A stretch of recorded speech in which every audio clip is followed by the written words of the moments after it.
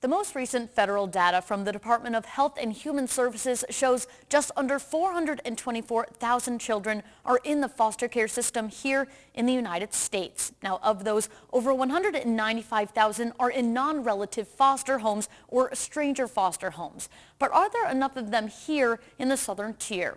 I spoke with parents, Department of Social Services, and nonprofits to find out and learn about how they are fostering hope. Wherever the need is. For John and Jenna Stroud, becoming foster parents felt like part of their DNA. We were empty nesters and we were like, we're free. And then we kind of laughed at each other and said, no, we're not.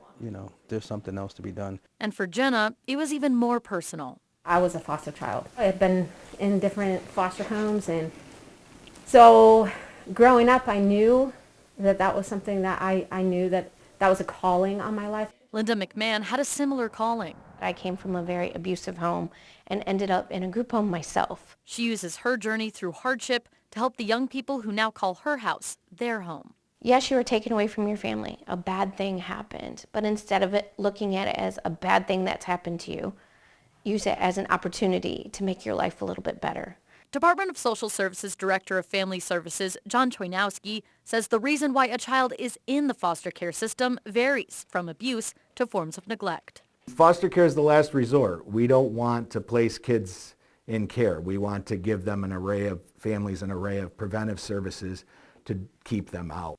In the state of New York, the most recent data shows over 16,000 children are in foster care. So what portion of those make up the southern tier? The New York State Council on Children and Families developed the Kids Wellbeing Indicators Clearinghouse, keeping track of foster care numbers. Statewide, for every 1,000 children under the age of 21, nearly 3 are in foster care. In Tioga County, the rate is 2.2. The rate in Chenango, nearly 5. And in Broome County, the rate is 5.4, nearly 2 times the state's average. In early February, there were 298 kids in foster care in Broome County. DSS says there's a lot to take into account. Downstate, I think they have a big array of preventive services that they can offer, and I think that makes a difference in kids coming into care. I also think that each community has a different type of maybe the economic factors, maybe the drug use factors going on. Everything plays into it. With hundreds of children stuck in the system, it's groups like Glove House and Children's Home of Wyoming Conference that not only place kids, but train foster parents. There's never going to be enough homes. Our homes fill up fast when kids are placed, and a lot of our homes that go to the point of adopting a child close after that. Glove House and Children's Home provide support to foster families. The more educated our foster parents can be, the better that we can do a service to these children and help them through the most difficult time probably of their life. They also work with families on the ultimate goal. People are very surprised when they hear you're trying to get the child back home, but we have to remember that everyone makes mistakes, and there's usually reasons behind why that explains the parents' behavior. They have their own trauma, they have their own past struggles. While the need is great, their job is to also make sure families know what they're signing up for. When we're looking at prospective foster parents, we're really working with them on assessing what's going to work for their own family. Although we need new homes, we need to make sure that the families who are doing the work of having kids placed with them are equipped and have really taken the time to think about what a placement of a child or a sibling group, what impact that's going to have on their home. There will be challenges and there may be loss at times, whether it's loss for the youth or maybe loss for the foster family because the youth goes home. But there will be healing.